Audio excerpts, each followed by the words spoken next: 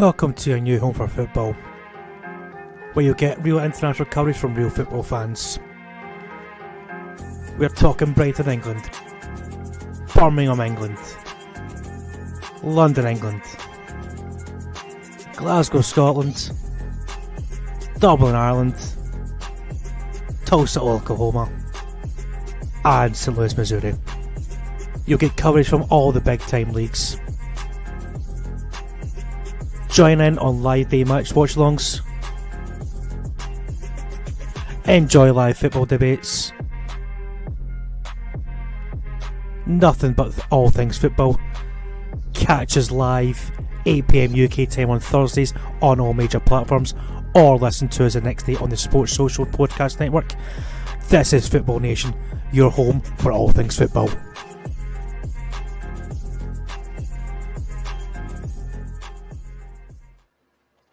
Hey guys, this is Football Nation, your home of all things football. We've got a debut today. We've got one of our new team members in Jade. Welcome to the team, Jade. Evening, lads. Thank you very much for having me. Yeah, Jade's a Newcastle fan, representing her game too. Welcome to the team. Thank you. Thanks for, like I said, I'm really happy to be here. So yeah, thanks for the invite and looking forward to it. Yeah, and we have Chris, my co-host today. How are you, Chris? I am Will. Thank you very much for asking. Jono, how are you? I am brilliant, and we've not seen him for a while, but we've got FM King in the building again today. How are you? Yeah, I'm not too bad. Glad to be back. I mean, I think we were scraping the barrel a little bit when we found King, but somebody's got to be here to represent the Mighty Villa, ain't there? I mean, everyone else kind of pulled it. Like, shit, we've got King. It's valiant that you still show your face, mate. To be fair, I'll give you that. Hey, what can I say? I'm a sucker for punishment. You're going to fit in well, Jade. I can't judge. To be fair, it's the first positive year I've had in a long time. So yeah. So, welcome, your Football Nation, your home of football. We'll go into our topic of the week in a bit, but let's start with the Premier League games, and we've got a new segment as well. So, let's go, and I'll go over to Chris to start with. What a game. Brentford 3, Liverpool 1. Liverpool's disastrous season continues, and I love it as a Manchester United fan. Shocking defence by Liverpool. It could have been worse. Jamie Carragher took the piss out of us to start the season. Said because we had a short centre back, that's why we lost to. Over to you, Chris. So enough of the Liverpool hate. I'm going to be as unbiased as possible. But yeah, Brentford continued their great form under Thomas Frank.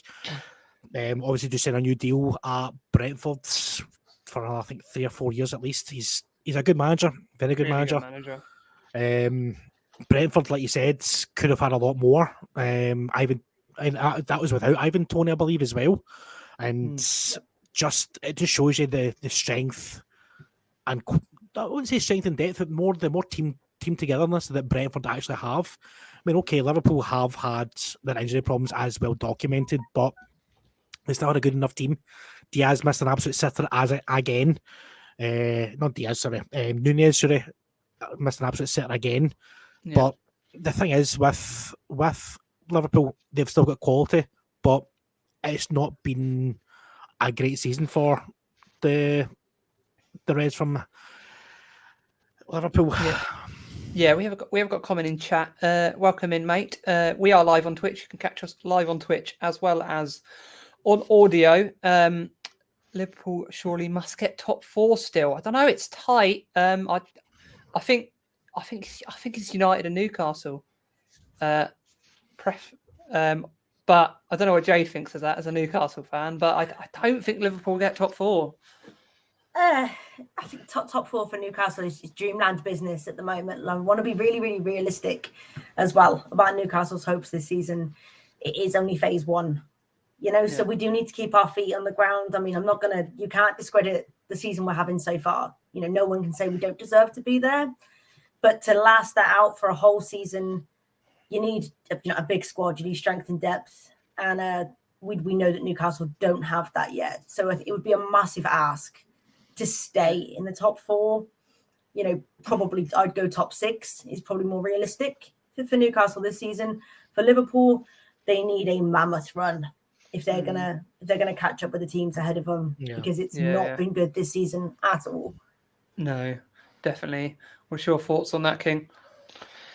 Well, we'll start off with the Newcastle Man U top 4. I think, like Jay's just said, it's a long, hard season, and we're only just coming up to halfway through.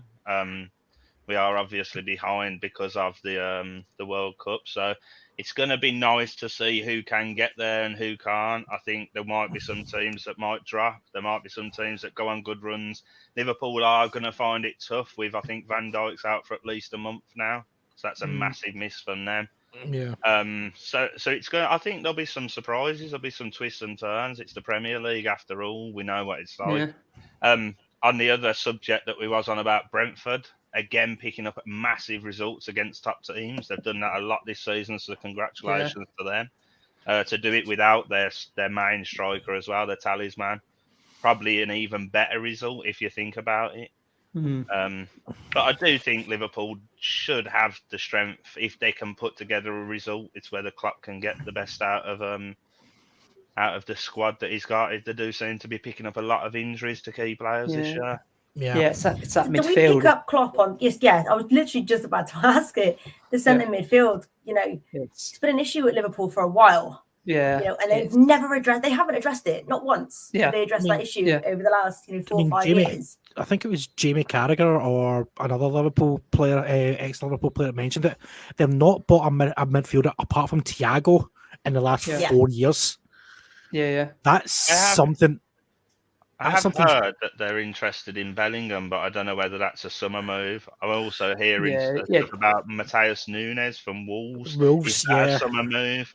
I think they really need to strengthen in midfield now while the window's open. And if they do, that'll define whether they go up in places. You look at midfielders every window though, and they never make the move. Exactly. I mean, you look at, like you said, Bellingham and Nunes.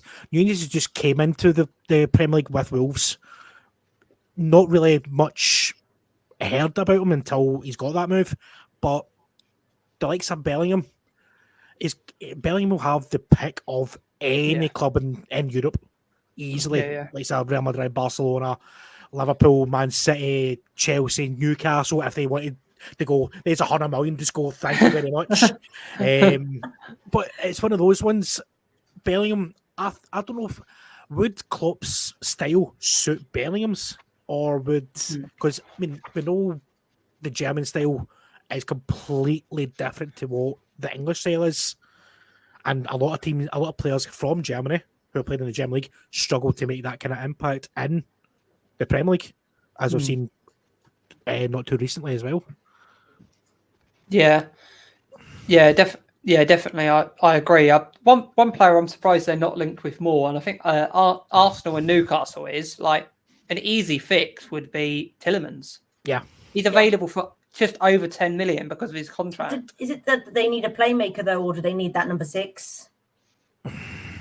Yeah. I think if you're going to go after Tielemans, he's not going to sit back for you. Yeah. He's going to want to bomb forward, which again is going to leave that hole at the back. That's the hole they're continuously having.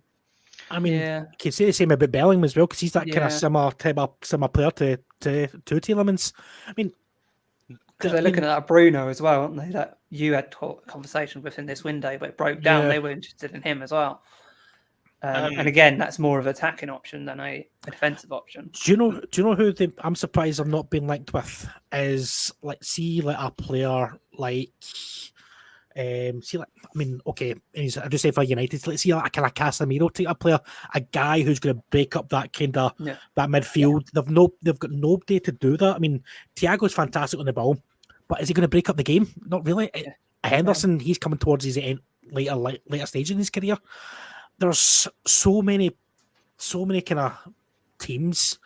Who would be that guy at Brighton would be perfect. Caicedo, I mean, he's just been linked with Chelsea today, surprisingly, because he's a Brighton player. He wasn't linked to Chelsea at the time.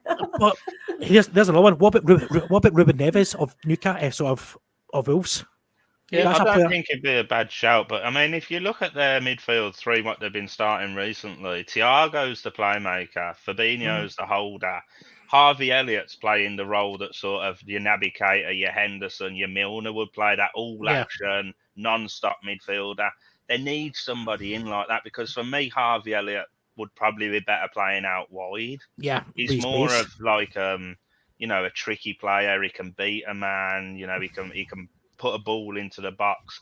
I think that's where they're missing. They're missing that legs in the midfield that are going to run all day long. That's where I think they need to sign somebody for that position there. Yeah, definitely. One here before we move on is why isn't SMS a target for a Premier League? Why? Yeah, he's been linked with the Premier Leagues for the last 5 years. He just never leaves Lazio. Milinkovic Savic, yeah. Yeah, another good option.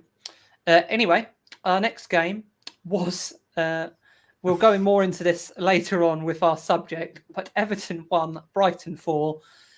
I keep saying it. I think Brighton have improved since Potter left. They've got even better. I'm not sure what Chris thinks about that. Knowing, Yeah. Don't seem to be first. But yeah, we'll get more into Everton's disaster. Situation. Situation is a good word, yes. But Brighton, yeah, they go from strength to strength under De Zerbi. But again, this is an important window for Brighton. Can they keep hold of Trossard? Can they keep hold of Caicedo? Can they add to that core that they've got there just now whilst keeping a hold of these players? I hope so because it's good for the league. But I'm unsure because big clubs are looking at Trossard and Caicedo. I've seen Spurs were looking at Trossard because obviously Lucas Moura's getting released by them in the summer, so they'll need somebody to replace him. But I hope Brighton don't lose any of their good players in this window. They've always been quite good at replacing their players when they did leave. Like obviously they lost the guy to to Spurs, Basuma, and then replaced him with Caicedo. They bought the year before already to replace Basuma, knowing that he would leave, and I think he's just as good, if not better, than Basuma. So it'd be an interesting watch. But yeah, Brighton, what a season they're having. Everton, just another shocking defensive performance. I think we'll go into more in a minute, but I think Lampard's days are numbered. But I don't think it's his fault. But yeah, the board are very trigger happy. What do you think on it, King? Well, I do know that I've got a few Everton fans that are quite close to, and I do know that is it director of football or owner Mashiri? He has sent out a letter to fan groups this week saying that they do back Lampard. So normally that means that he might lose the next game and get sacked, but you never know. They was in a lot of trouble financially at the start of the season. Maybe they ain't got the money to replace him. But defensive, there was in the game. It was a fairly even game, but defensively they fall apart, and attackively since Calvert-Lewin's injury, he's not been the same. They lost Richarlison and haven't been able to replace him. They replaced him with Mapai, who obviously isn't as good. But Calvert-Lewin hasn't been as good. They're not scoring the goals when they're on top in games, when they've got the match momentum. And then when they haven't got the match momentum, they seem to fall apart later in games. I think Brighton scored 3 in the second half, was it? Yeah. So very worrying times. They've got no creativity in that midfield as well. There's little to none creativity in that midfield. And obviously losing Iwobi against Man United with a shocking injury. But yeah, I struggle to see what Everton can do this year. I don't know what about you, Jade? Yeah, obviously, main topic, hitting on it later, they're in big trouble. Let's be really real about it. They're in big trouble, and it gets worse and worse by the week. Like you said, they lost Iwobi, who was probably the only little bit of a spark that they had. Anthony Gordon's not hitting any heights from this season. I think their top goal scorer's got 5, and it just gets worse. There's nothing going on. I can't the more I look at them, the more I just can't see where it's going to get any better with that particular squad at the moment, with the injuries they've got, and they're struggling to bring anything in. You know, back to Brighton, it's another stunning season for Brighton, isn't it? It's such a solid and well-run club. Yeah. They're sitting roughly where they sat last season. So I'd say they're probably still on the same level as what they had with Potter. Yeah. I think he built that foundation for Brighton. So whoever kind of came in already had that unit, you know, to work with. It's kind of already there. Trossard's contract finishes in like 5 months and he's on a free. So if they're going to keep him, they need to tie him down quick, because numerous clubs, like you said, are looking at him. Newcastle have had a look around at him. Tottenham have had a look around at him. The clubs in Europe that are looking at him. So, but I'm sure, again, they've got the foundations there to just replace him. I don't think that he will sign. I think there's a lot of top teams. I think he's gone. When it gets down to 6 months, that's pretty much a hint that the player wants out. I definitely think he's had that taste of victory now. So I think I think he can move to another club now and take that next step up. Yeah, you know, he's done the level that he's at. He wants to step up. You can't blame him. Like, quality. Yeah, definitely. And next we had Manchester United 3, Bournemouth 0. We keep marching on. Another great result. Rashford scores again, on fire. I think 7 games in all competitions in a row now with a goal. He's doing well. Great goal by Casemiro, and a good goal by Shaw as well. Very happy. Not much more to add, but I think I mentioned it last week for the first, the top 4. So Pep, Klopp, Tuchel, and there's one other manager, I can't remember the other one, and it was their win percentage after 25 games, and I think it was Tuchel and Pep was joint second with 56% win percentage compared to 73 from Ten Hag in the first 25 games in charge, which is quite impressive. So quickly, slight change of subject. We just had a comment from a viewer. This one probably for Jade. I would say, do you think Newcastle could get Lewandowski? That's what I was laughing at. Yeah, I just seen that coming through. I was like, and I seen you laughing. So, Jade, do you think Lewandowski will sign for Newcastle? Well, if you think of it, Barcelona are in a bit of a trouble and they need to sell players, and Newcastle can offer them that kind of move. Okay, I want to be as realistic about this as possible. Okay, honestly, no, and it's not. It's more based on the fact that the guy is obviously in his mid to late 30s. He's only just signed for Barcelona. As much as they need to empty the books out, they also need somebody who's going to bring in shirt sales and sponsorship deals and help bring money back in. Lewandowski is their man for that. Yeah. And he doesn't fit the new. When I say new, we never signed older players much anyway, but he doesn't fit the bill of what Newcastle are looking to build now. So we're looking at that hard press from the front, front to back.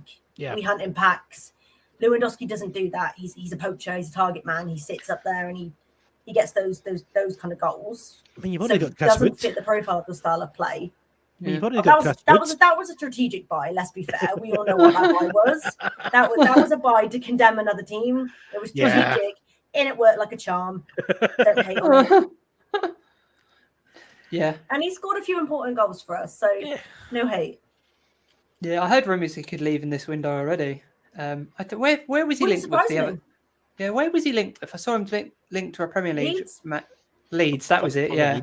Leeds is the links that I've seen. Wouldn't surprise me if the offer came in January. Would not surprise me or shock me, and I don't believe it would a lot of Newcastle fans if that came in January and he left in January. He was brought in to do a job. He's not the long-term future. Yeah. He was brought in to do a job, and he did it, and he did it well. Yeah. So, if he was to leave, thank you very much for what you did do. And thank you very much for the money you've gained us. Well, that's it. Kept us up. You did the job. So, wouldn't surprise me. But no, I don't think that Newcastle go in for Lewandowski, mate. Yeah. Do you have anything to add on that game, King? Well, I'll start off with the niceties. Obviously, I'm not going to shy away from speaking about Mania. You know, they're doing quite well. Luke Shaw at centre back, one man of the match. So hats off to Ten Hag. He's seen something in him that not many others have. But he's doing quite well at centre back. Rashford's back in the form of his life, which is fantastic on an England perspective, as well as obviously if you're a Man U fan. Ten Hag, he's doing well, and you're throwing out statistics. But I'm going to go back to something what Roy Keane said the other week on Sky when it was a Man U game. They haven't played anybody worth any salt. They've got, I think, Man City and Arsenal coming up soon. Let's judge Man U if they're a top team on these big games, not beating Bournemouth 3-0. Do you know what I mean? Because everybody loves beating Bournemouth, but let's face it, everybody should be beating Bournemouth. Now, if you're a Bournemouth fan, I'm sorry. But we're the only team to beat Arsenal this season. Yeah, but but yet Arsenal, we're the only team that stopped Arsenal from not scoring. If you want to compete, I think you need to be judging. If you're going to be a top club again, which let's face it, Man U have been at the top of the English game for a long time now. They haven't recently, but before that there was. If you want to get back to that sort of stature, you need to be focusing, I think, on these crucial games that are coming up. So maybe in a couple of weeks' time, we'll be speaking about Man U in this, or a sort of what you're speaking in. But I think we need to just, hold the brakes. Let's listen to Roy Keane because he does speak a lot of sensible stuff. Do you know what I mean? And it's like he says, everybody's plauding them, which is fair enough because they're winning games. But I think it needs to be based on results against Man City, results against Arsenal, not results against Bournemouth. You said, John, that you're the only team to beat Arsenal, but yet where are Arsenal sitting? Where are Man United sitting? And you also got absolutely destroyed in the first Manchester derby, which, Man City have not hit the heights that they have done since they've come back from the World Cup, but you still expect Man City to beat Man United. Okay, Man United are in fantastic form. No one's shying away from that. But they need to. It's the same with. To be fair, it's the same with every Man United fan. They clamber on board. Oh yes, we're Man United are back. Man United are back. As soon as that maybe one or two results don't go their way, then it's maybe we're not back yet. Man United fans need to keep a level keel. That it's still a work in progress for Ten Hag. They've got good players. They've got good players, and they've bought players in the right positions for a change, unlike previous managers. Like Casemiro, that was a must-buy. Like Anthony, okay, he's not hit the heights as yet, but he's still a good player. Was a panic buy. I think he's not going to last forever. He's not going to be your replacement CDM for 2, 3, 4, 5 years. I think. Well, if you look at Modric, they're both of them not too far off age wise. Well, maybe Casemiro's a wee bit younger than Modric, but he's not really moving. He maybe move into that kind of Modric role, kind of play the holding kind of playmaker type of thing. But Casemiro, I think, is still a fantastic. Well, I think he's a world class player. Still a world class player, but as Jade said, who can take over from him? There's nobody really there at United so far to take over from him. So that could be another thing that Ten Hag needs to work out. Right. So who can I get as a younger version of Casemiro? Do they go for Caicedo at Brighton? I think it'd be perfect. Yeah. So I'll second what Chris has said. I think you can't get too ahead in the system you are building. And I think that, like, Man U, do you know what? I hope Man U do get back to the glory days because it's nice for them. It's good for English football in general. But I hate Man U fans. It's 5 wins after beating Villa, and they think they're going to win the World Cup. They think they're going to win the Champions League. They think they're going to win the Euros. They think they're going to win the Premier League. Do you know what I mean? And that's why people, I think, get annoyed with their fan base, because you are at a building stage. I do see where Jade's coming from with the panic buy from Casemiro, but I also think they needed somebody for right this minute in that position. And I think that's why maybe it probably won't be classed as a panic buy. I think if they'd have brought somebody in younger that didn't fit in straight away and be able to do that role, maybe United fans would have been questioning, what they like to jump on backs of people if it doesn't sort of go right straight away. So I think it was kind of clever in a way, but I do think they'll have to definitely clever. They'll have to look at bringing in younger people to maybe take over that position long term. And I think they also need to look at other positions in the summer as well. But it is a building stage at the minute for Man U. And I think they are on the right path with the results. Time will tell over the next few weeks on where they're going to be at the end of the season, I think. Just a bit of an I don't update. want to pop shots at you, Jono. It's my first night. Do you know what I mean? But there was a lot of noise about the unhappiness.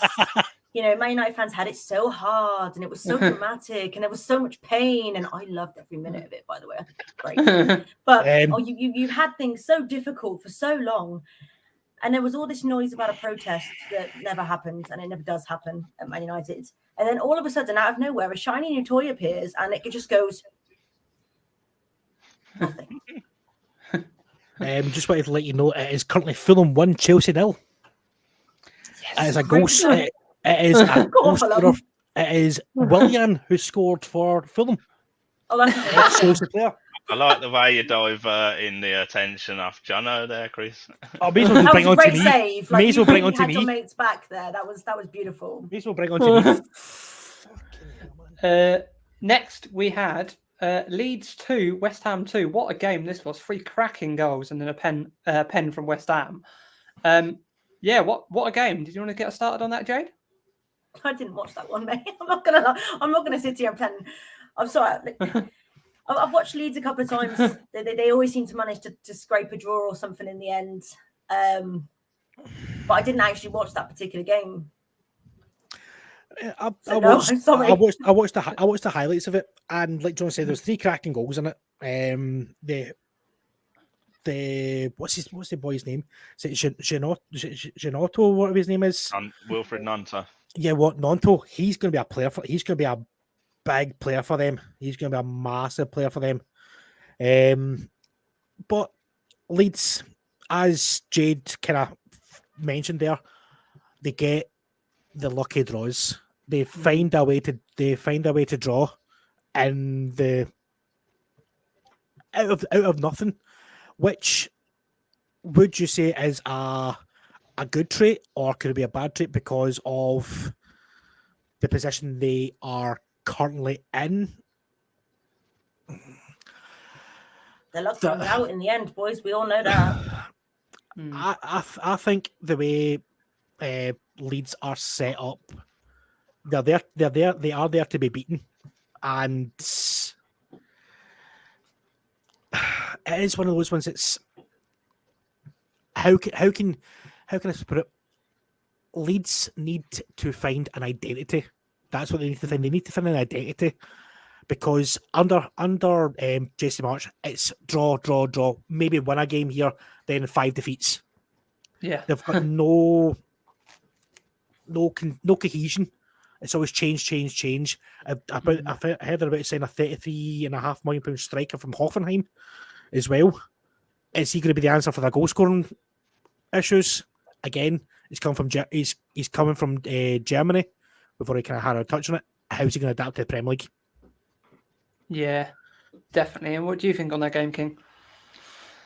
I think I'm a bit. I don't know. I'm disappointed in West Ham this season. I think obviously them being in, it's the Conference League. I think they're in, isn't it? If I'm right. I don't want to get my stats wrong there, but I think that's affecting them. I think their signings were very good signings, Paqueta and Scamacca, but I think they're taking their time to adapt to the Premier League, and some signings do. That's not a bad thing. Look at Núñez at Liverpool. I think he's going to be a cracking player, but I think he's going to take that bit of time to adapt. You see some players come in and they hit the ground running straight away, fantastic, but not everybody can do that. I think you are starting to see over the last few games West Ham may be turning a corner. Because they have been good in the Conference League, they've just got to bring that form into the Premier League. Yeah. Regarding Leeds, I feel like they haven't won a game in the last 5. Yeah, regarding Leeds, I feel like it's everything's 100 miles an hour. Do you know what I mean? And there's too much chaos. And I think they just need to calm it down a bit. I mean, they're spending 30 million on Rutter, I think it is, he was saying, from Germany. I'm not too sure what he's like, but anything's got to be better than Bamford. So maybe, you know what I mean? It's one of them. I think both teams need to start picking up points and fast. Otherwise, they're both going to be in a relegation battle come a month or so's time. Well, they already are, but in a month or so's time, when the heat turns up a bit, you know, that's when you'll find out what teams are made from. And I think this time, if Leeds go down this season, which I don't know whether they will, but if they do, I think they're going to struggle to keep some of their players. I agree. And I think they will struggle to come back up because the Championship's a grueling league and they haven't got Marcelo Bielsa to get them out of the shit this time. Yeah, definitely. And it's so tight down there as well. If you look at some of the form of those teams down there, it's not cute for any of them. Every game is massive. I mean, there's 5 points separating from 13th to 20th. 5 points. Every team's on there's 3 teams on 17 points with Leicester, Leeds, and Nottingham Forest. Then 16 to Bournemouth. Then West Ham are on 16. Sorry, West Ham on 15 with Everton. And then Wolves are 14 and Southampton on 12. Thing is, a lot of them as well are actually starting to pick up wins. I know Southampton's last 2 have been in cup competitions, but they've been against teams that they are, like Man City the other night, and then was it Leeds or no, Crystal Palace? Sorry, Crystal in the Palace. cup. You know, so that's 2 good wins from them, which I actually thought they was gone before them 2 wins. I thought they were gone. Wolves, they picked up a great result at Villa. They've also drew at Liverpool, which they should have won that game, but VAR, Liverpool.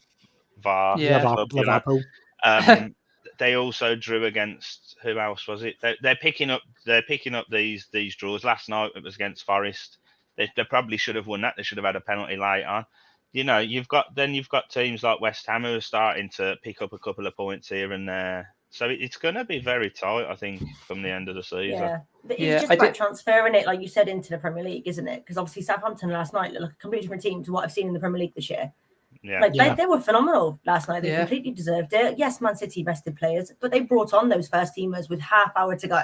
Let's remember this. It wasn't like they played 80 minutes and then they come on in the last 10. They brought on Haaland about like the 60th minute mark. Yeah. You know, and Southampton still played a phenomenal game. Even though they rested, their squad probably cost more than Southampton's. Their B teams are Premier League teams, so no, there was no excuse for it. Southampton last night deserved that. They were very good, and if they can bring that into the Premier League, hopefully they might be able to turn that around for Southampton fans. I mean, that last night was the starting block.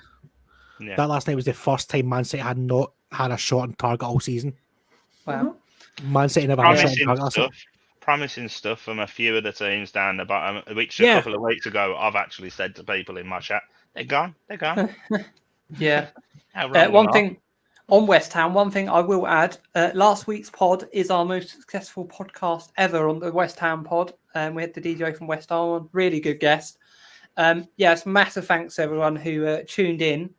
Best podcast we've ever done. So massive thanks to everyone who tuned in last week. And next we had Crystal Palace 0, Spurs 4.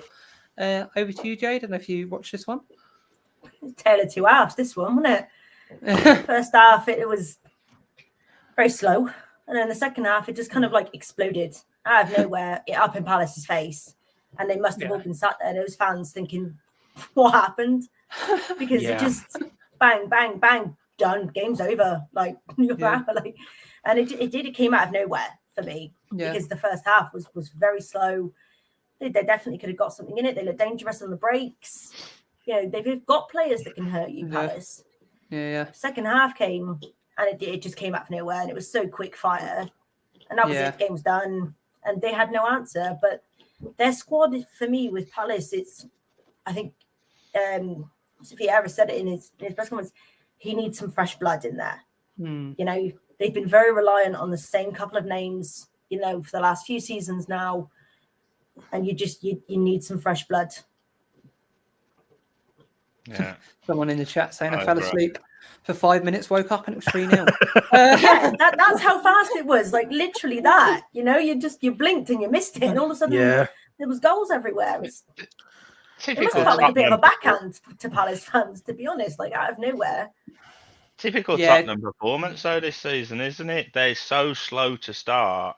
And I think if Palace could have got something in the first half to have a foothold in the game, maybe a goal or the game could have been different. I think Thomas Frank pointed this out when Brentford played, and he said we knew they was going to start slow. So if we got a lead, we knew we could keep hold of it. Yeah. And the problem is now with Tottenham, they're that obvious in what's going to happen. And teams now are starting to realise it. They're going to try and get a lead. There's been so many times that they have come back, Tottenham, but recently they've been dreadful. After going behind, they've tried to come back, but they've given themselves a mountain to climb. They definitely needed this result against. They did need this result because the fans were starting to turn. Villa played them just after Christmas, and we beat them 2-0 at their ground. Their atmosphere was volatile. They didn't. There was. You could tell that the tide was turning amongst the fans, and I think this will be a big result for them. It's amazing how things change. Like I actually even heard some people saying Conte new contract within literally a week ago. They were talking about Poch coming back. It's like we've literally you win a game, and it's like Personally, I don't think unless he's backed in this window, I don't see Conte signing a new contract at Spurs. No, I don't. As King said, it's far too often this season they've started slowly and they've been punished, but this time Palace didn't have that kind of firepower to hurt them. And it was a massive game for Son Heung-min, who hadn't scored in a long time. I think he scored most of the season until the weekend. It was a good goal as well. It was a very good goal. Don't get me wrong, it was a very good goal. But Spurs, I don't think that defence and the goalkeeper are the future. Especially not the goalkeeper. But I don't think that defence is the future of Spurs, because you look at Christian Romero. He is a World Cup winner, with Argentina. He's the best of a bad bunch with that defence. Lloris, he's the only one on the right in the whole defence back line. Lloris is terrible. That was at Emerson Royale. They look to sell him already after half a season. They played Matt Doherty. I mean, he's not the answer as well. I mean, okay, he had a good game. He scored at the week. Scored against Palace, but they signed that young right back. They've not even given him a chance. The boy for Middlesbrough. He's apparently going out on loan, Jed Spence. There is rumours. Why not give him? There is rumours that Tottenham have got 30 mil to spend, yet they're being linked with Pedro Porro. Quality signing if they can get him, but then that means somebody's going to have to go. And Dumfries. They're looking at Dumfries as well. I was saying to my mate, who's a Tottenham fan, they're probably one or two world-class centre-backs off having a quality team, but at the minute, you take out Bentancur, Kulusevski, Son, maybe Kane, their team's decimated. They haven't got players to come in and fill them roles. No. They don't have a midfield. I mean, Basuma's okay, but he's struggled to make an impression into that Spurs team. I think he had better players around him at Brighton, to be fair, to complement different style of play at Brighton, though, wasn't it? They don't play the same way Tottenham are. Yeah, this is what I mean it. I want to be respectful to Tottenham fans, but it's really boring to watch. It is very predictable, and even when Newcastle beat them, like, we don't win in London. It doesn't happen. Everyone knows our record in London. Everyone knows that it's a terrible place for us to go. And not once did I genuinely believe that they were going to come back and get anything in that game. Yeah. Son is the one player I feared. And he's had a quiet couple of months. Yeah. And social media, they've been really harsh on him. And I'm, given what he's done for that club and the goals he scored. Yeah. And then he scored, in that game. And also they all loved him again. And I just thought, some of you need to learn a little bit of patience, and just see how it goes, because you're not in a bad position at the minute. No. You can't. They're actually trying to play Conte football, which is obviously he's quite known for his defensive football, but you can't play defensive football when you don't have a good defense. That's the Italian way, isn't it? It's to defend, and You've also When got, your you've got, defence is you've got to that have the shit. right players to play that system. Like that Basuma thing, they're slating. But at Brighton, he had the freedom to go forward as well as defend. In Yeah. a Conte system, you have to be solid. You have to do your role, your defensive duty first. He won't have that freedom to bomb forward and make Yeah, 20, it's so 30-yard restricted. runs. Yeah, and I think that's holding him back. You're not going to see the best of him when you put in a leash on a player like that. You know. Yeah, definitely. I think Tottenham are in a position at the minute. So sorry, John. Just before we finish, where it's a vital time for them this season. They need to start turning things around now before they start tumbling down, and then they miss out on the top 4. I know they've dropped out of the top. I think they are out of the top 4 at the minute. Yeah, they can get back in. They can get back in there at the minute, but they're at a stage now in the season where they must start performing now to try and get back in there. Otherwise, it's Europa League or worse. Yeah, I can't see them getting top 4. I think Liverpool got more chance than them just because they've got the debt. I think when they get injuries back, I think they've got a better squad by quite far. They always go on a run, Liverpool, as well. You know, during the season, at some point, they go on a ridiculous unbeaten run that goes on for like 10 games, and they just win them all. Yeah. You know, with maybe a couple of draws in it, and they haven't hit that peak yet. I still think that spurt for Liverpool is coming. Yeah. Yeah. So, over to Chris. Man City won 0 against Chelsea. 2 back-to-back losses against Man City. You're losing at the moment. Go. How long we got? No, see, the thing is, Chelsea have got a team of starters out injured. They've got 11 players out injured, which any club would suffer with a new manager coming in, new style, new kind of owner, all that kind of stuff. It is going to take time to adapt, but you'd expect it by now. We've had Potter in for five and a half months. There's been no change in what it is. In my opinion, they need to get rid of the Deadwood. They need to get rid of a lot of Deadwood, like Aubameyang. Get him to fuck. Pardon my language for the, but get him to fuck. I'm sorry, but Kante, he's too injury prone. They're talking about a new contract. Let him go. Let him go back to France. Jorginho, talk him going, being let go in summer again. Let him go. Chelsea need to hit the reset button, big style, because they've got no identity. They've got no passion. They don't know. They've got no winners in that team. They don't know. We had this chat last week, John, with the West Ham guy. You look at that Chelsea team. Who can you say is who you going to be scared of in that Chelsea team? Nobody. Look at back in the time, you had John Terry, you had Carvalho, you had Drogba, you had Lampard, you had Joe Cole, you had Ian Robin, you had Hazard. There's nobody in this Chelsea team that strikes fear into you anymore. You hate back in the time. You used to hate playing against Chelsea. Now it's an easy 3 points. Yeah, what do you think of the signing of Joel Felix on loan today? It's not. He's a good signing. It's not a permanent signing though, because he signed a new contract. So you're not signing him in summer. In my opinion, it's a bit of a waste of time. In my opinion.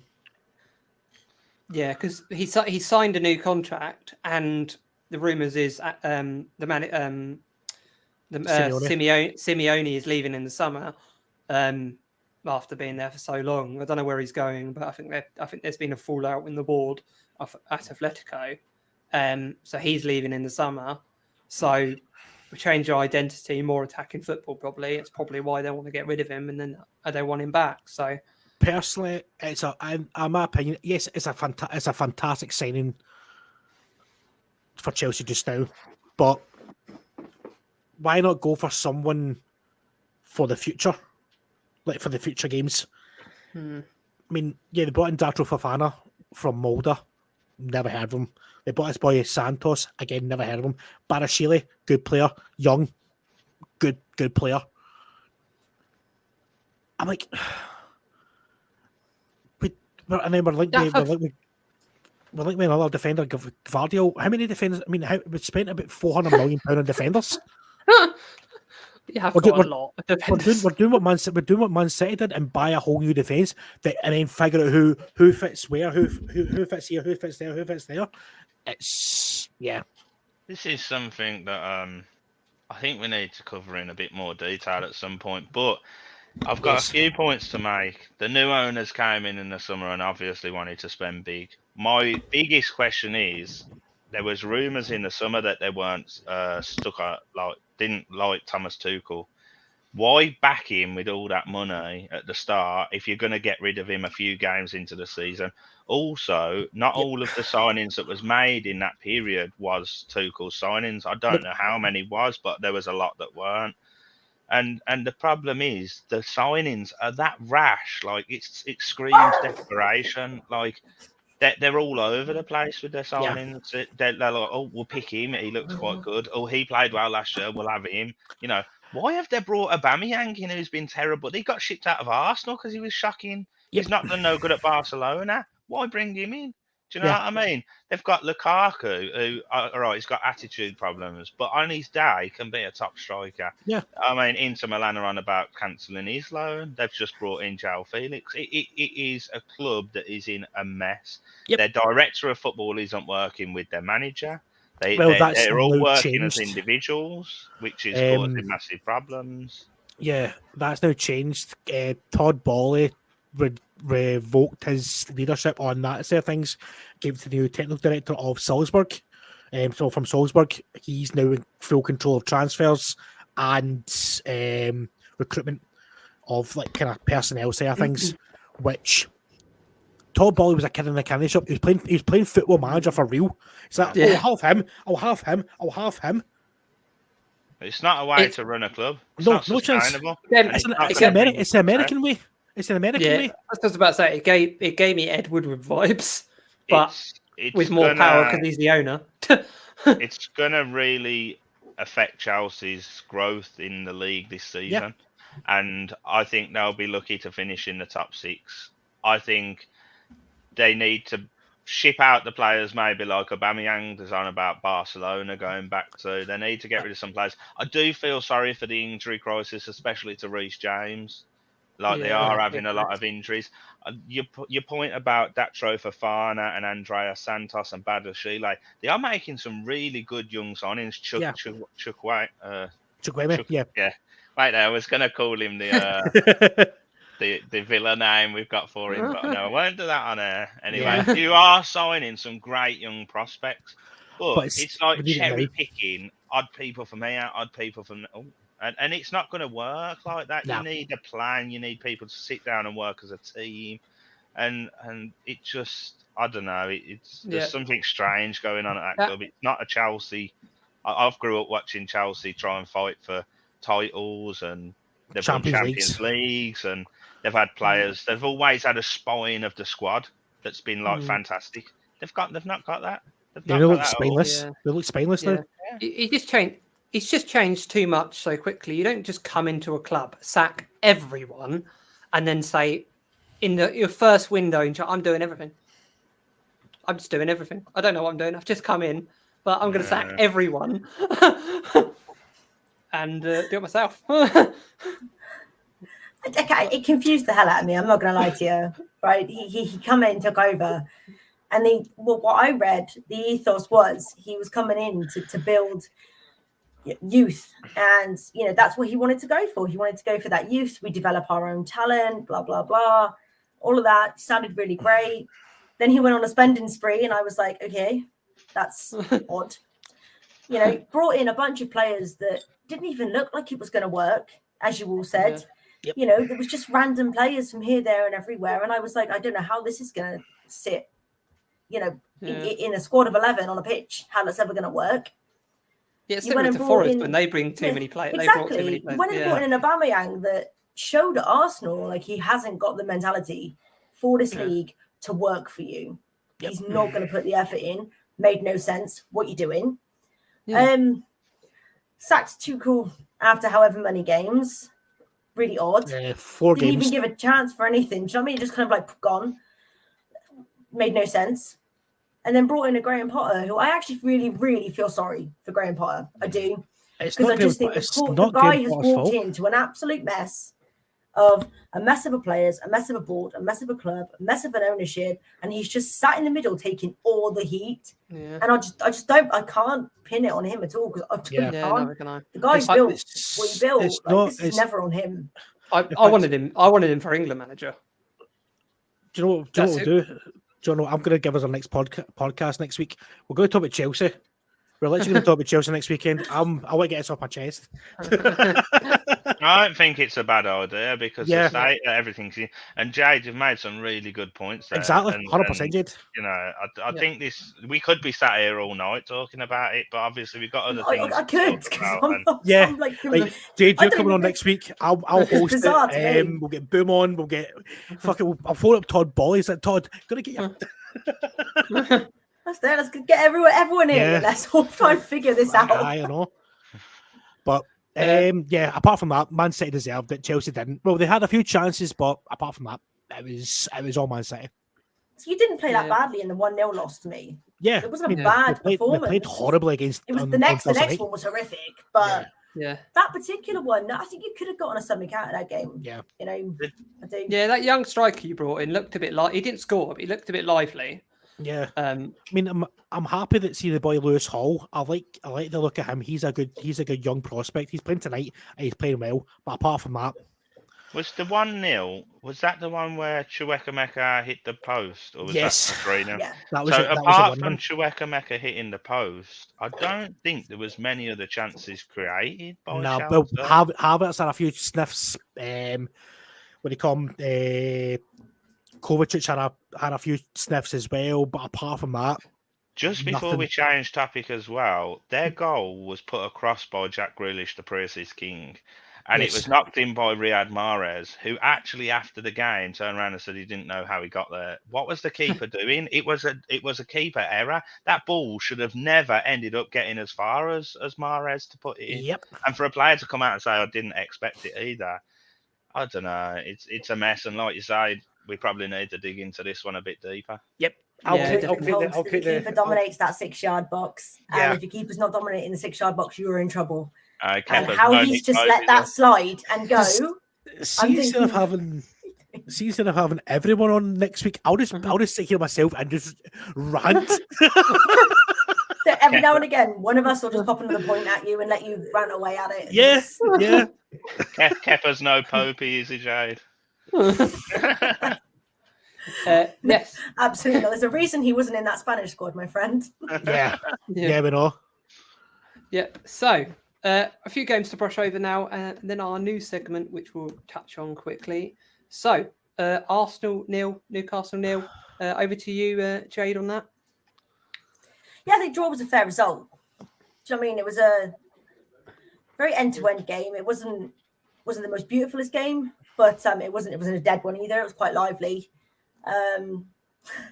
Every team does it. You can push your watch as much as you want, mate. You tell me a team in the Premier League, right, who doesn't do game management. No, We didn't go to Arsenal, okay, to be Arsenal's friends. We didn't go to Arsenal to say, here you go, have 3 points, have a great day. No, we came to get a result. Exactly. You know? And it's game management. No, we don't have the squads to go toe-to-toe with everyone. Yeah. Of course we don't. You take a couple of those players out of that first 11 at Newcastle, and suddenly it's very disjointed and it's very messy. You know, as proven in the cup game against Sheffield Wednesday with the 8 changes. Yeah. We lose all the composure. We had to do what we had to do. We weren't there to be liked. We were there to get a point, and we got it, and we deserved it because we battled for it. Definitely. I was just doing my impression of Mikel Arteta. So No, I think my favourite was the GIF that somebody posted out there where he's running up and down the touchline trying to swat a fly. yeah, That's my favourite. Whoever made Yeah. that, you are a legend, because that's my favourite one on the internet at the moment. No, I think they didn't like it. They didn't get the run of the mill. They scored in every game in the Premier League until they came across us. We were also the last team to stop them from scoring in the game. So it's what it is. It wasn't cute, but we got the point, kept the clean sheet. We're still the best defensive team in the Premier League. If you can't score past us, you can't beat us. I'll take it every day of the week. Yeah, definitely. What about you, King? Anything to add on that before we move on? Just a quick one, really, so we don't get stuck on things. I think it was a bit of a cagey game. I know that there was a lot of chances, but there wasn't many on target. I think both teams didn't want to lose this one. I think Newcastle went there with a game plan. Eddie Howe, a manager of the season so far for me. He's been absolutely quality. What he's done there, even though he has brought in a few signings, his main signing Isaac's been out for most of the season. He's still working with pretty much the same squad as he had there last year, and he's done quality. I think Newcastle executed the game plan well and limited both teams to shots that weren't on target. And fair play to them. That's for that one. Yeah, definitely. And moving on, we'll brush over a few games now. Fulham getting a 1-0 result against Leicester. Forest getting a 1-0 result against Southampton. And Aston Villa 1, Wolves 1. Anything to add on these games, people? Over to you, King. I'll take the Villa one. We went into this 4 games coming up that we should have got 12 points out of. This was the first game we had Martinez back. We'd just come off the back of a win against Spurs.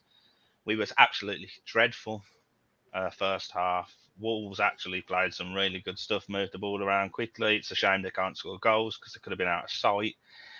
We did play some better football in the second half, and a defence splitting pass from Tyrone Mings in his own half put Danny Ings through to get us a draw. We could have won it towards the end if Leon Bailey had his shooting boots on, but disappointed, but at least we didn't lose. So not much to add apart from that, really.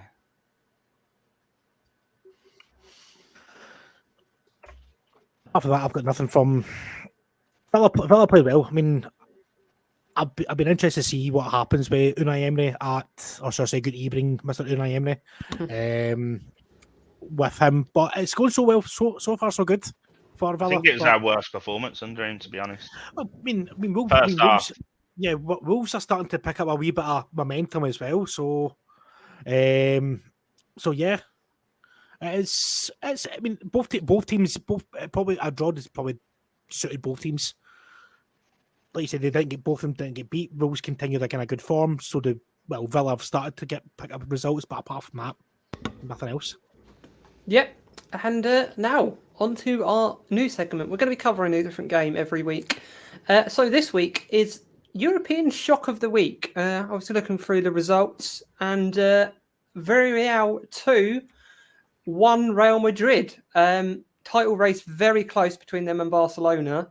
It can go either way. Over to you, Jade. Did you want to start on this? Honestly, no, because I love Atletico, so I'm having a really bad year in La Liga. Personally, I'm having a hurtful one over there for me. But no, it's been a while since we've seen these two properly going at it during the course of the season and being as close as they are. To be fair, there's obviously a lot of swapping and changing. And whatnot. Both of these teams during the season get shock losses. Usually Barcelona's come to Celta Vigo and odd teams down there. However, Villarreal are one of those teams where if you're not on point, they will hurt you. And they have players that will hurt you. So I wasn't overly shocked with it, to be honest. Who's Villarreal's manager now? What's his name? Now he's left. Because it was what's name is it? Wolves, isn't it? Before is I can't remember. Setian, who was, I'm sure he managed. He was at Betis previously, but he was manager of Barcelona. Oh yeah, I know the one. Yeah, he was manager of Barcelona. Barcelona. I know the one. Yeah, I know the one. Yeah, Lasted a season. Yeah, decent manager. They just didn't give enough time at Barcelona. But yeah, you got anything to add on that, King? Did you say Villarreal's managers now managing at Wolves?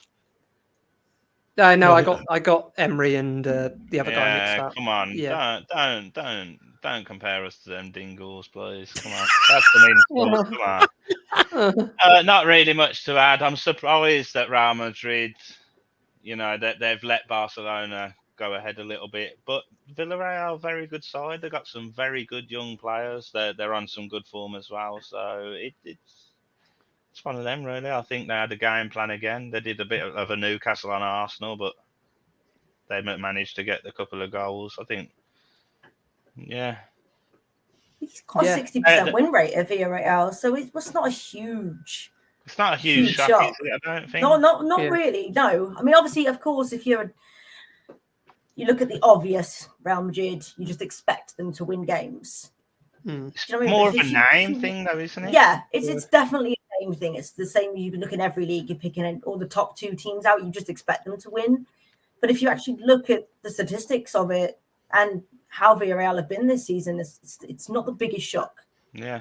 The Real Madrid and Barcelona, we have to remember, don't have the squads they used to have. They haven't got the R9s, they haven't got the Zidanes, they haven't got the Etos, they haven't got the Messis, they haven't got the Ronaldinhos, the Cafus, the Roberto Carloses.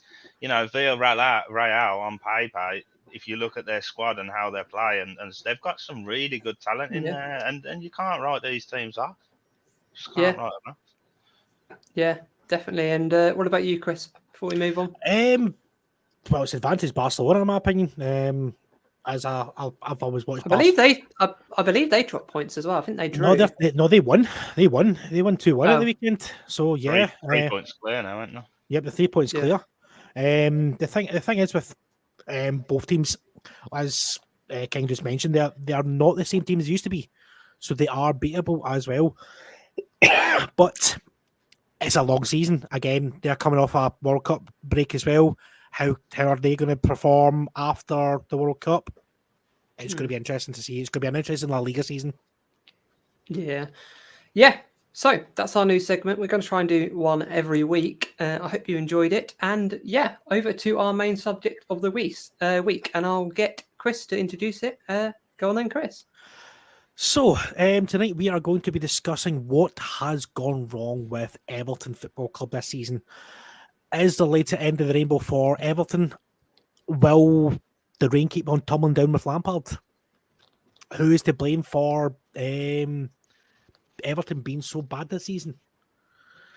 So I'll fire this one to you, Jade, as you are our new person here today. What is your opinion on Everton this season? I personally would probably blame everyone from top to bottom. It's one of those for me at this moment in time where it's a take your pick, because you can find fault everywhere at Everton. Yeah. From the money they've spent, where they've spent it, then you can take a look at the players that they've got. The saving graces of last season. Obviously, they lost with Charleston, but Anthony Gordon, and that's still there, and he's having what's he doing this season to say the 50 million value that he had in the summer? Honestly, nothing. So I was going to bring that up, and previously what we're talking about. Do you think that £50 million valuation? This is a question. This is a kind of open up. Do you think that question of Anthony Gordon being worth £50 million, obviously the major interest was from Chelsea in the summer? Do you think that's hampered him this season, that he never got the big move that he was kind of sold upon, that never occurred? Or do you think it's just been poor tactics or poor management of Anthony Gordon? I don't think it's only here. I think it's just everyone around him. Like, you can't hold up a team on your own, even if you're playing well. You can't literally hold up a team on your own. And I do think he's a good player. I don't think he's worth 50 million. I thought that was ridiculous in the summer that they even bid that. To even reject that was even ridiculous. So yeah, I never thought he was worth that anyway. But they just don't have the squad. I just don't rate many of their players at all, really, for the money they spent. But realistically, who are you picking out of their 11 and putting into yours? Yeah. No. Honestly, and I don't want to cause any offense to Everton fans that may watch this, but I wouldn't take anyone that you've got. There isn't one player in that squad that I think would walk into Newcastle's 11. Yeah. Definitely not. I agree. What about you, Q? Bad business. I don't know. I mean, they're not the same Everton team when I was growing up that were finishing fighting for 6th, 7th place with Villa. They're not that team. They are probably at a stage where they need a couple of good windows and they need to rebuild. Whether they stay up or not will depend on how they do that. But I do think they have got players that are underperforming. I think you look at the likes of James Tarkowski. He was in the England team not long ago. I know that he didn't get many games, but he is a good defender for like a mid-table Premier League club. You've also got like Jordan Pickford. He's England's number one.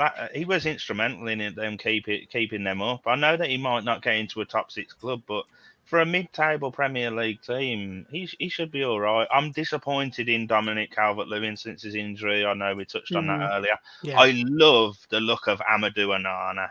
That signing, I think, was their best signing of the season.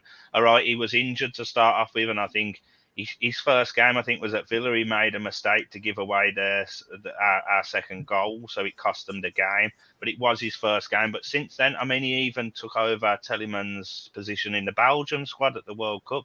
So there's something in him. I just think it needs to be brought out by the right manager. But I really think the Anthony Gordon thing to Chelsea, like the 50 million price tag, got to his head a bit, because at the start of the season he was all right and he seemed to just went off the ball. I think he was carrying Everton. I do think that I'm just looking at their their fixtures now. They play against Southampton, West Ham. Then they've got 2 tricky ties against Arsenal, Liverpool. Then they've got Leeds and Villa. So out of the next 6 games, their season could be defined. They also play Forest after that. Like they're sitting 18th in the Premier League on 15 points. If out of their next 8 games they don't win any, and they lose to teams like West Ham, Forest, Leeds, Southampton, who are all around them, they pick up the points. They're in real trouble. Real trouble. They can't. Do you look at the board then? Because they've spent money over the last 3 or 4 years or whatever. They've spent something ridiculous. Like 300 plus million on this squad. I mean, I know this season they had to buy this season. They sold Richarlison, but I think before that they've put a lot of players on high wages and they've spent high transfer fees on players that just aren't good enough. I'm hearing whispers of financial fair play regulations against them as well, so they've got that. They've got issues around that as well, and they've got to be careful because they're about to move into their new stadium. If they get relegated this season, imagine getting relegated just as you move into your new stadium. Quick stat: Everton's never actually been relegated from the Premier League. Nope. They're one of the only teams. But I do feel like it probably is a board situation, a board and director of football. I feel like Lampard did an okay job keeping them up last year, because let's face it, Everton aren't the greatest squad in the Prem. They are probably a lower half of the table squad at the minute without investment. And to keep them up last season, I think he did a good job. I don't think he can leave it that late this year. No. Yeah, definitely. No, I think they need to start picking up points, and it needs to be now. Yeah. Yeah. Do we think Lampard's time is numbered? There's rumours if he loses his next game, he's gone. As I say, I don't think it's his fault, but we know how trigger happy they are. We've had that open letter to fans recently from Mashiri saying that they're backing. But if they do sack him, who's going to come into that job? I mean, I know that somebody put Pochettino on the PDF. Pochettino's actually came out and said if Potter's sacked, he wants the Chelsea job. They're not going to get Pochettino. He's not going to drop down to a relegation battle. Let's be realistic. It's not going to happen. No. Maybe Sean Dyche, but I mean, would he even want to go there? That's the name. That's the name I've heard that they're lining up, and I think that'd be a great appointment, Sean Dyche at Everton. But the thing is, I mean, Sean Dyche is or has been out of the game for how? Is it nearly 2 years now? He's been out of the game. No, he got sacked at the end of last towards the end of last season. Was it end of last season? I think it's about 10 games left of the 10 season. 10 games, wasn't it, before Burnley, and they never brought anybody in until the end of the season. Why would so Sean Dyche, he had a decent spell at Burnley. But the thing is with Burnley, they had players to suit his kind of style. if you will. They were that rough defensive team. When Yeah. I mean, going away to Burnley was one of those fixtures you thought, You hate going to, unless you're a big team. Yeah. You hate going to Burnley. But you look at that Everton defence. They've got a good couple of young players. I mean, I would say for Scotland's point of view, for Nathan Patterson, who's a very good young player, hampered by injury, but he's still a good prospect. Seamus Coleman's coming to the end of his career. Why is Connor Cody at Everton? As Will's let him I never go. understood that deal. That deal made no sense to me at all. What that was about. Yerry Mina again. Why is he at Everton? He's bang average at best. Yeah. Tarkowski. Obviously, Dyche knows Tarkowski. So he knows how to get the best out of Tarkowski.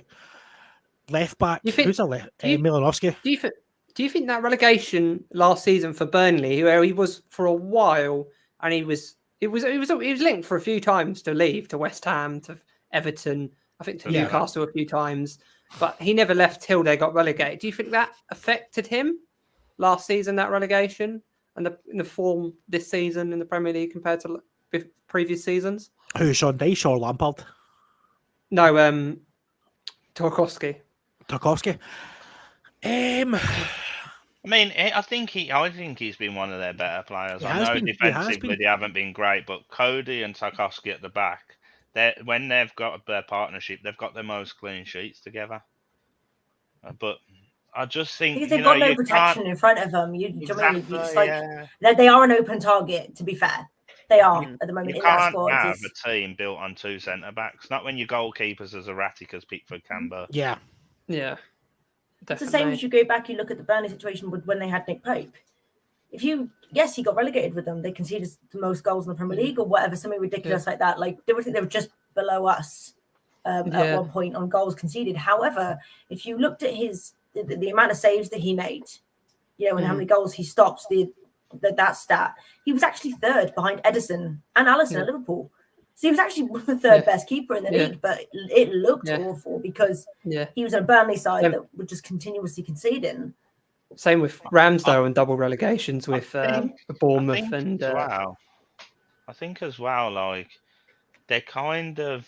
I watched the Everton, was it Wolves game where Wolves scored late on not long ago with my mate who's an Everton fan, and I think they drop their heads when they have these chances. I said, look, if you don't take one of these chances, you're going to end up losing this late on. Wolves are going to sneak something. Everton didn't deserve to lose that game. They didn't. Yeah. They should have won that game. But they couldn't take the chances, and this is the problem. You can have two defenders that are... I think Tarkowski and Cody are solid bottom half table combination as centre-back. But you can't have two decent centre-backs for that level when you've got nobody going forward that's going to put the chances that are being created into the back of the net. Damari Gray is very hit and miss. He can score a couple in one game, but then he won't score again for 20 games. Yep. You can't go in and have 10 chances in the game and only score one goal and then expect to come away as a winner. It just doesn't happen. You just knew what was going to happen before it happened. And it's funny you say his name. He is their top scorer with 5. Yeah, he is. Yeah, that's what I mean. And I think, and like you said, and he does go missing for games. They're relying on him. And like you said, he goes missing for like most of his goals at the start of the season as well. Yeah. I think he has got one or two recently, but I think the others came quite early on. Yeah, and another man I thought was, obviously we've spoken about their identity. They haven't had an identity for a while. What about Bielsa as a potential manager? I don't. Again, going to the Sean Dyche situation, Bielsa, what's he got to work with? He's not got that much. I mean, at Everton, at Leeds, he had players that he knew that he got in to suit his style of football. But if, say for instance, Lampard gets sacked this weekend, he's got, say 15 days, 2 weeks to bring his own players in. same as Sean Dyche, same as any manager if to come into Everton. Everton are in a bit of a mess. I mean, is he top going to to be a bottom. long-term thing for Everton as well? Exactly. I mean, or you bring him in for 6 months, save us, and then what? In the summer, you go back to square one with a manager who, again, is going to want to build his own squad. I mean, do you know? I think, Rooney's going to be mentioned. He's because they offered it to him last time, and he said he wouldn't turn it down if he's offered it again. He's in a worse position than when he got offered it last time, and he didn't Derby. take it. Then I can't see him doing that. Some people might disagree with this as well, but Bielsa has got a bit of a reputation for one of the best coaches in the world to speak so openly about how good you are. Obviously means something, and maybe people might not see this as well, but he's not going to come in to a team where they're probably only going to be able to sign a couple of players on loan. A team that's not going to be able to play to the way that his style of play. I don't think Bielsa's. He's like the Pochettino. It's not going to happen. I don't actually see who's going to go in there and take over that job if Lampard leaves. That's the thing. Maybe they might get an Allardyce. Again. Well, that's when you know you're in an emergency mission. When you bring in Big Sam, that's when you know it's just to save us. No, they'll definitely be going down if they bring him in. That's it. I'll be a dead set. Yeah. Ben's put a point in when it came to Leeds, he had a bottom half championship team, took him to the top half Premiership. Yes, we're not. Yeah, but not with those players. He had fighters in that Liverpool squad. With that team. Liverpool Leeds. And he had runners. Yeah, he had runners. He had a lot of high energy players.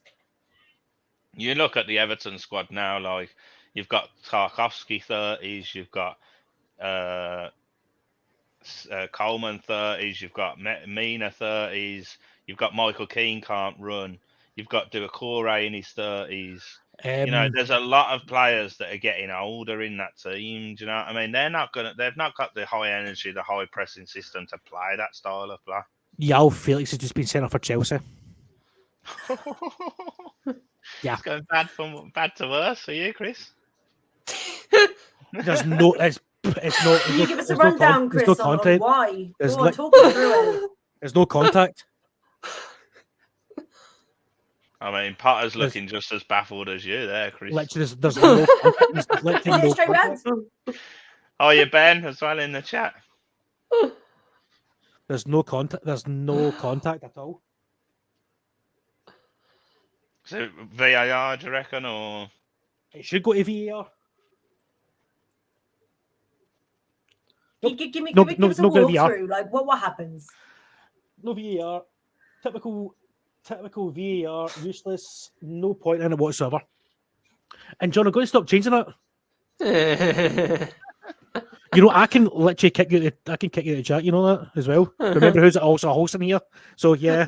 But yes, never a red card in my years. I expect it to be overturned. Yeah. So hopefully that's red. And John, I hope Man United get liquidated. So yeah. They are in a lot of debt. Fighting talk here, lads. I hope Man United's buyout doesn't get ratified, because Man United are in a worse state than Chelsea at the top of their table. I'm hearing Booms applying for Ringo for your fight. So there you go, John. There's your 10 cents worth. The thing is with Man United, they think they're in a bit. When was the last time they won a trophy? 7 years ago. 7 years ago. So any end points on Everton? It's going to be 8, isn't it? Let's be fair, because they ain't getting the League Cup. Overton, Jade, any end points on the Everton situation? I don't know. They obviously need to make moves. I don't know what the financial fair play is. You read a lot of rumours and, with journalism and whatnot, you don't know how much of it is true. It sounds like they're in some trouble financially. So can they make the moves that they need to make? Do you support, Lampard, give him the time, give him some more players? Is he good enough? Honestly, that still remains to be seen for me. So the next 6 games, I think, are massive. And that, for me, will determine if they're one of the 3 that go down or not. It'll be the next 6. If they don't pick up wins in those games, I don't think they stay up this year. And it would really shock me if they did. Like, it's going to take something huge to change that over. Yeah, definitely. What about you, King? Yeah, I feel sorry for Fat Frank a little bit. I liked him as a player, but I'm with Jade on this. I think 6 of the next 8 games will probably define their season. I don't know 100% their financial fair play issue either, but I do know they're being linked with a lot of loans, which tells me they can't sign many players. I don't know where it goes. I think they need to play the back 4 and not the back 5. They look a lot more better going forward in the back 4. I know a lot of Everton fans will probably agree with me there. When he plays this back 5 system, it doesn't seem to work. I hope he don't get sacked. I hope to stay with him.